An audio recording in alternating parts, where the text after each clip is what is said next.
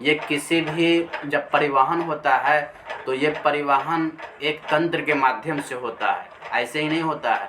एक ये ऑक्सीजन जो हम ग्रहण किए हैं उस ऑक्सीजन का प्रयोग होता है और ये प्रयोग किसी तंत्र के द्वारा होता है, किसी यंत्र के द्वारा होती हैं। शरीर में भी बहुत प्रकार के तंत्र लगे होते हैं, जैसे कि हम बता ही रहे हैं, पाचन तंत्र, परिसंचरण तंत्र, श्वसन तंत्र, ये सब क्या है, तंत्र लगा हुआ। तंत्र लगने का मतलब ही है कि उसमें बहुत सा ऑर्गन्स काम करने वाले होते हैं, बहुत सा अंग काम करने वाले होते हैं। जब बहुत सा अंग काम करेंगे तभी वो तंत्र कहलाएगा, अन्यथा तंत्र नहीं कहलाएगा। अभी तक मैं तमाम पाचन तंत्र की वीडियो आप उठा करके देख लें, श्वसन तंत्र के वीडियो उठा करके देख लें, आपको बहुत सा ऑर्गन्स काम करेंगे और तभी जाके उस काम को ख़त्म कर दिया जाता है। तो तंत्र लगने का मतलब है कि बहुत सारे अंग उसमें काम करेंगे। जैसा कि यहाँ पर परिसंचरण तंत्र है, परिसंचरण तंत्र का ही मतलब होता है कि जो हम ऑक्सीजन और कार्बन डाइऑक्साइड जो हम ग्रहण किए हैं वो उसका परिवहन करने के लिए जिस तंत्र की आवश्यकता होता है उसे हम परिसंचरण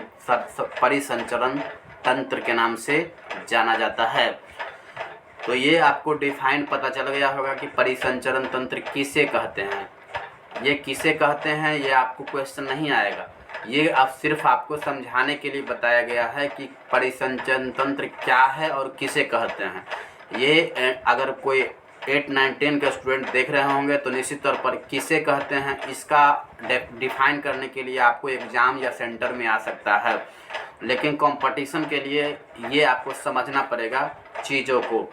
यहाँ किसे कहते हैं और क्या कहते हैं इसका कोई मतलब नहीं बनता है, आपको पूरी तरह से ऑपरेशन करना पड़ेगा। ऑपरेशन अगर पूरी तरह से ऑपरेशन हो गया तभी जाके आपको परिसंचरण तंत्र को अच्छी तरह से समझ में आ सकता है। तो चलिए, परिसंचरण तंत्र की आवश्यकता क्या है, तो ऑक्सीजन और CO2 जो हम ग्रहण करते हैं वो किसी तंत्र से आवश्यकता होती हैं, उसे हम परिसंचरण तंत्र के नाम से जाना जाता है। मानव की बात कर लेते हैं, क्योंकि हम सबसे पहले मानव ही पढ़ रहे हैं, व्यक्ति के बारे में पढ़ रहे हैं, मानव के संरचना के बारे में पढ़ रहे हैं, मानव के अंदर फंक्शन क्या क्या करता है उन सारे तथ्यों के बारे में पढ़ रहे हैं। इसलिए अभी हम सिर्फ मानव की बात करेंगे, जानवर की बात करेंगे, ठीक है। तो चलिए, मानव में परिसंचरण तंत्र मुख्य रूप से रक्त और लसिका के द्वारा होता है, इतना आपको पता होना चाहिए। 1 नंबर के क्वेश्चन में आपको पूछ सकता है कि मानव में परिसंचरण तंत्र जो होता है वो क्या काम करता है। तो ये ब्लड जो होता है और लिम्फ होता है, लिम्फ आगे बताने वाले हैं। तो ब्लड और लिम्फ ये दोनों है जो मानव में परिसंचरण तंत्र के लिए आवश्यकता होता है। परिसंचरण तंत्र की जब डिफिनीशन खत्म हो जाता है तो हम जानने का प्रयास करते हैं कि परिसंचरण तंत्र होते कितने तरह के होते हैं, कितने तरह के होते हैं परिसंचरण तंत्र। तो परिसंचरण तंत्र होते हैं 3 तरह के। कितने तरह के होते हैं, तो 3 तरह के परिसंचरण तंत्र होते हैं। कौन कौन होते हैं, तो याद रखना है, open blood circulatory system, open blood circulatory system, एक होता है क्लोज ब्लड सर्कुलेटरी सिस्टम और एक होता है मिक्स ब्लड सर्कुलेटरी सिस्टम। क्या, एक होता है ओपन ब्लड सर्कुलेटरी सिस्टम, दूसरा होता है क्लोज ब्लड सर्कुलेटरी सिस्टम और तीसरा होता है मिक्स ब्लड सर्कुलेटरी सिस्टम। ये 3 तरह के होते हैं और इन तीनों तरह में को आप जब कंप्लीट करेंगे तो आपका ऑपरेशन क्लियर हो जाएगा। परिसंचरण तंत्र आपको एक भी क्वेश्चन नहीं छूटने पाएगा, इसकी गारंटी है। अगर आप open blood circulatory system clear कर लेते हैं, close blood circulatory system clear कर लेते हैं और mix blood circulatory system clear कर लेते हैं तो निश्चित तौर पर आपका एक भी क्वेश्चन छूटने ना पाएगा, इसकी गारंटी हमें है। क्यों, क्योंकि हमें पता है कि क्वेश्चन क्या पूछा जाता है और क्वेश्चन कहाँ से बनता है। तो उन तमाम क्वेश्चन को बताने का प्रयास करेंगे, साथ में परिसंचरण तंत्र का पूरा कॉन्सेप्ट आपके सामने धाराशाही कुछ देर में आपको दिखाई पड़ते हुए नज़र आ सकता है। तो सबसे पहले की बात करेंगे हम ओपन ब्लड सर्कुलेटरी सिस्टम। क्या, ओपन ब्लड सर्कुलेटरी सिस्टम की बात करेंगे। तो इस प्रकार के तंत्र में बिना रक्त जो होती हैं बिना किसी प्रेशर के आगे बढ़ता है। यानी कि जैसे देखो आपके शरीर में आपके शरीर में जो ब्लड रनिंग कर रहा है वो किसी न किसी प्रेशर से रनिंग कर रहा है। बिना प्रेशर का रनिंग नहीं कर सकता है। यानी कि हमारे शरीर में जो ब्लड दौड़ रहा है, हमारे शरीर में जो रक्त जो पूरी तरह रफ्तार से दौड़ रहा है, ये किसी न किसी प्रेशर से दौड़ रहा है। लेकिन कुछ ऐसे जीव हैं जहाँ बिना प्रेशर के ही बिना प्रेशर के ही ब्लड दौड़ता है। ब्लड बिना प्रेशर के दौड़ता है। यानी कहने का मतलब ये है कि हमारे शरीर में तो आप जानबे करते हैं कि होता है प्रेशर होता है, तभी डॉक्टर साहब ब्लड प्रेशर को मेजर करते हैं। अगर ब्लड प्रेशर नहीं हो, ब्लड प्रेशर का मतलब क्या हुआ? ब्लड पर लगने वाला प्रेशर। ब्लड पर लगने वाला प्रेशर, वही तो ब्लड प्रेशर है। हाई रहेगा इसका मतलब क्या है? रफ्तार बहुत ज़्यादा रहेगा तो हाई हो गया, और रफ्तार बहुत कम रहेगा तो वो लो हो गया।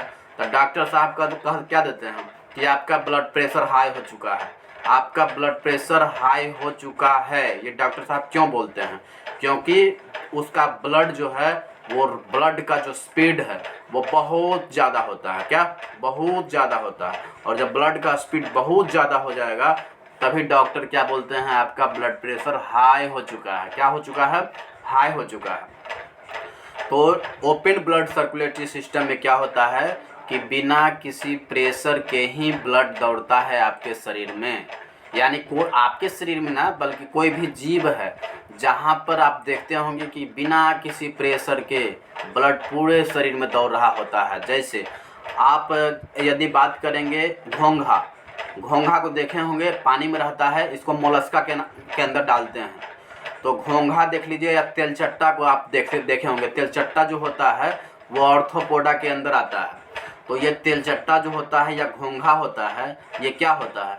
ओपन ब्लड सर्कुलेटरी सिस्टम होता है। इसमें किसी भी प्रकार के ब्लड जो होती हैं उसमें प्रेशर नहीं होता है। ये बात हमेशा याद रखना है कि ब्लड प्रेशर, अगर ब्लड का प्रेशर अगर नहीं होता है, पूरे शरीर में रनिंग कर रहा है पर उसमें किसी भी प्रकार के प्रेशर नहीं होता है, तो वो नहीं होता है तो वो क्या होता है? Open blood circulatory system. मैंने एग्जाम्पल से भी समझाने का प्रयास किया कि घोंघा को आप देखे होंगे कि पानी के अंदर घोंघा होता है जो मोलस्का के अंदर आता है, या एक तेलचट्टा होता है जिसे हम ऑर्थोपोडा के अंदर डालते हैं। ये दोनों में क्या होता है ना कि इसमें प्रेशर नहीं होती है। आप उसको काटिएगा तो उसमें रफ्तार नहीं होगा। उसको यदि आप काट के तेलचट्टा को काटिएगा तो प्रेशर नहीं होगा ब्लड में, वो सीधा सीधी गिरते हुए नजर आएगा, ना कि उसमें प्रेशर होगा। आप कभी मुर्गा के मूड़ी काटे हो क्या? मुर्गा की मूड़ी काटोगे तो क्या होता है? उसमें प्रेशर होता है। देखते हो कितना स्पीड से ब्लड बाहर निकलता है।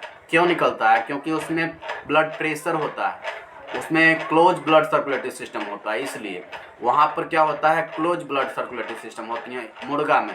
जिसे आप काटते हो तो देखते हो कि कितना स्पीड से उसका ब्लड बाहर निकलता है। आपको भली भांति देख के ही पता चल गया होगा।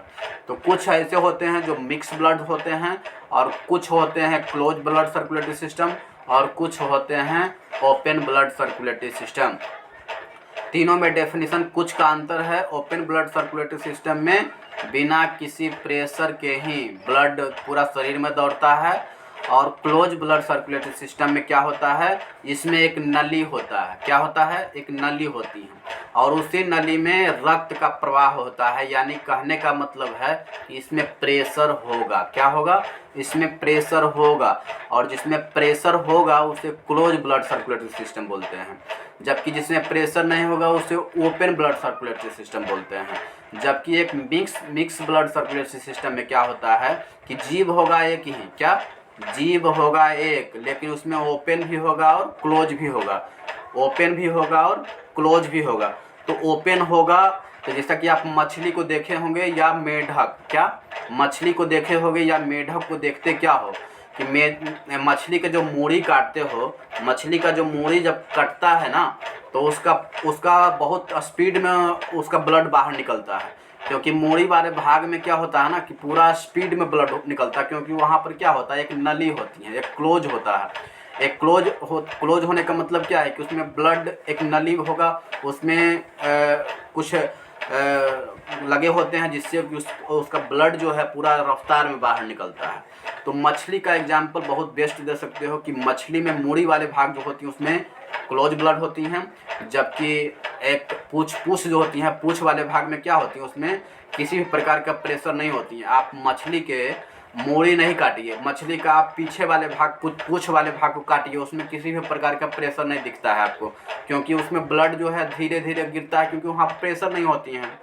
लेकिन आप मछली के मूड़ी वाले भाग में आप काटेंगे तो निश्चित तौर पर प्रेशर के रूप में ब्लड बाहर निकलता है, एक प्रेशर होता है वहाँ पर। तो आप भली भांति समझ में आ गया होगा mix blood circulatory system, open blood circulatory system और क्लोज ब्लड सर्कुलेटरी सिस्टम का आज मैं सिर्फ डेफिनेशन देने का प्रयास किया हूँ। क्या आज मैं सिर्फ डेफिनेशन देने का प्रयास किया हूँ। कल हम परिसंचरण तंत्र के बारे में, हम धमनी के बारे में व्याख्या करेंगे, ब्लड वेसल के बारे में पढ़ेंगे और वेंस के बारे में पढ़ेंगे, और ब्लड जो है वो कहाँ से आता है और कहाँ जाता है, कहाँ शुद्ध होता है, इसके बारे में हम कल पढ़ेंगे। अभी के लिए इतना ही छोड़ देते हैं, क्योंकि 15 मिनट का ही वीडियो हम लोग अपलोड करते हैं प्रत्येक दिन, तो 15 मिनट ख़त्म होने वाला है। तो निश्चित तौर पर आप कल का वीडियो का वेट करें। कल आपको इसी टाइम पर आपको बायोलॉजी का टॉपिक मिलेगा, बायोलॉजी का वीडियो आ जाएगा।